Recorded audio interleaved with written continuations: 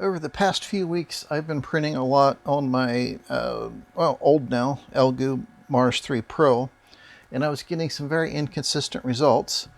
And so I was trying to look for help online, and somebody mentioned temperature, and I thought, well, of course, because in the last 2 weeks, it's been, down to about 0 degrees Fahrenheit up to almost 60 degrees Fahrenheit. I'm in a basement here, and inside here, it was at times 65, 66 degrees, maybe up to 68 degrees Fahrenheit, which is, 19.5 degrees Celsius, 19.7, something like that.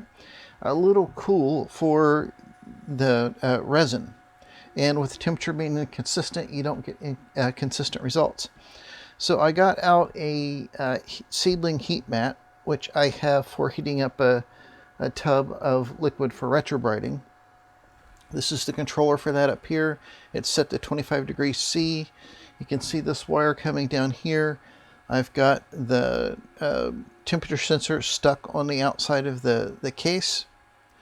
So the first time I used this, I let it warm up overnight. And it went from about 19.6 degrees Celsius up to about 23. When this is running and you've got the air circulating from the filter inside the Mars 3, you get up to about 25, or at least that's what the sensor is sensing. These mats don't draw a lot of power. They can't heat up that much. They're made for, heating seedlings as they're growing. And I keep the bottle of resin I'm using on here too, so it's the same temperature. So when I need to add some to the tank, I can pour it in there and everything's fine. This has greatly increased the reliability of my prints, and I'm getting some really good parts off of it now. I'm very happy with the setup.